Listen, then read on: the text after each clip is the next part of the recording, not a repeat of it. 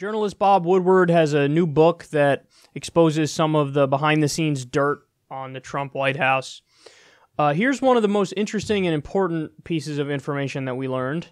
This is the Daily Beast reporting on it here.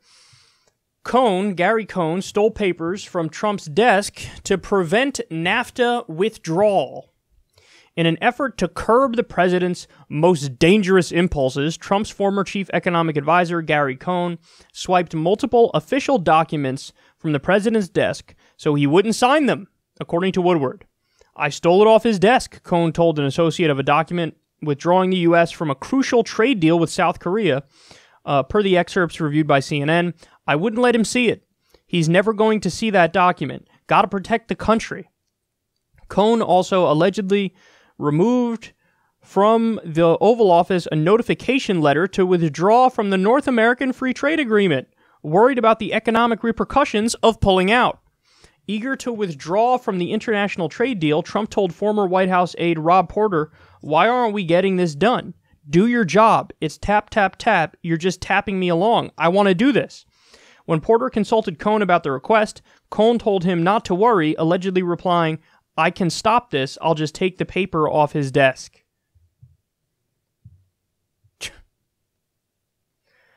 All right, so I have a lot to say about this. Earlier, we covered a story where Trump, after watching some news reports on Syria, he called up Mattis and said, okay, go fucking kill Assad and go kill, like, all of his people. And Mattis was like, yeah, I'm on it. And then he hung up and said, we're not doing that. So that would be an instance of the adults in the room, if you will, overriding the president. And that's an instance where it makes perfect sense because that is a fucking insane thing to do. Just immediately call for an offensive war against a country that didn't attack us and regime change again, which was a disaster in Libya, disaster in Iraq, and the list goes on and on. And also the president just shouldn't have that authority. I mean, you should have to go through Congress, get a declaration of war. You do under the Constitution, but we don't abide by that. So I'm happy Mattis overrode that. Here's an instance where I don't agree on the issue. Gary Cohn was one of the top guys at Goldman Sachs. Gary Cohn is a tool of the establishment and the rich and Wall Street. Look at his record. That's the fact of the matter. Gary Cohn got a giant exit bonus, hundreds of millions of dollars, to go work for the White House. Why do you think that was? Specifically because they wanted more deregulation. They wanted that tax cut bill, which overwhelmingly favored the wealthy and corporations and favored Wall Street. And they wanted to make sure that Trump would be a good little puppet to the establishment. That's why he's working there. So when Donald Trump spoke about getting out of NAFTA, I think he's right about that. Now, again, I always have to be careful when I talk about this stuff because people will twist your words and try to make it seem like you're saying something you're not. I 100% believe that Donald Trump on his own would fuck up something like a NAFTA withdrawal 1,000 ways, where he would permanently harm relationships with countries where we need a relationship with them. And I don't trust his negotiating ability. In fact, he's a shitty negotiator. That's why his businesses went bankrupt 6 times. So I think he's a jackass. I don't think he's that smart. I think that there's no way that the details of him implementing even a policy that I would agree with, there's no way that he wouldn't fuck up the details of that and leave us probably worse off. So I don't trust a guy like him to do the things, even the things I like. But having said that, I do like the idea of pulling out of NAFTA. And because they acted like, oh, I'm so concerned about the economic repercussions if we pull out of NAFTA, which is why I'm going to override the democratically elected president of the United States and make it, pull the wool over his eyes and make it so we don't pull out of NAFTA. Hey, Gary Cohn, did you ever say anything like, I'm so concerned about the economic consequences of NAFTA?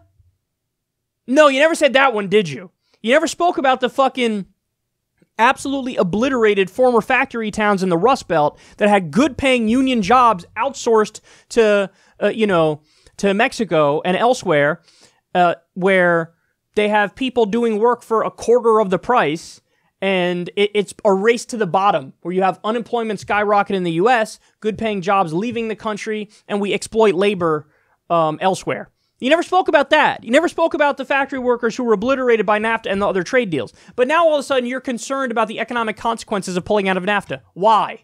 Because the economic consequences of pulling out of NAFTA would hurt the ownership class. It would hurt the elites and the establishment, the big money interests. That's why Gary Cohn is concerned about it. He's a Goldman Sachs guy. He doesn't give a fuck about you. So what annoys me is that in the context of covering the story, everybody's making it seem like, oh, Gary Cohn's a hero. He saved the country from economic despair. Gary Cohn is on record as being in favor of horrendous policies that are going to obliterate the economy, like the deregulation, like the tax cuts for the rich. He is a so-called free trader, which really means an outsourcer of jobs. So it can be true that there are no good guys. And this is a story where there are no good guys. Donald Trump, in the process of pulling out of NAFTA, would have fucked it up, would have screwed us over, would have made it so our trade relations were permanently damaged, would have made it so he doesn't know how to bring back jobs for the middle class. So I don't trust him in how he would go about doing it. So he's a jackass. And I don't trust Cohn because Cohn isn't looking out for you. He was looking out for the moneyed interests and keeping business as usual flowing. Okay, that's what Gary Cohn was doing here. But again, on the sentiment behind it, Trump is right. That NAFTA is a bad thing. And it is kind of crazy that, agree or disagree on the particular issue in question, it is kind of crazy that we just have people openly overriding the president and acting like, yeah, I can do that, right? No, because then they also turn around and say Trump is an authoritarian, which, by the way, he is. But they turn around and they say that, but it's like, well, if you're overriding a guy who is democratically elected, that also makes you an authoritarian. And they don't grapple with that. They just think like, oh, if I do it, it's always good.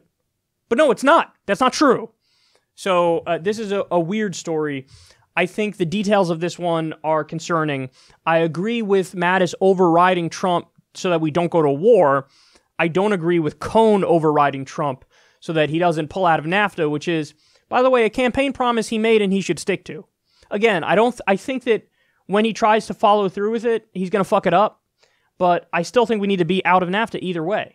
So it's we're in a little bit of a pickle here. Damned if you do, damned if you don't. If you stay in NAFTA, you still have, the middle class being obliterated in the U.S. If you pull out of NAFTA, the way Trump would do it would be damaging. So we're really fucked either way here. But on the core point of, is NAFTA a disaster? The answer is yes. And Goldman Sachs guy is not a hero for basically forcing the country to stay in it.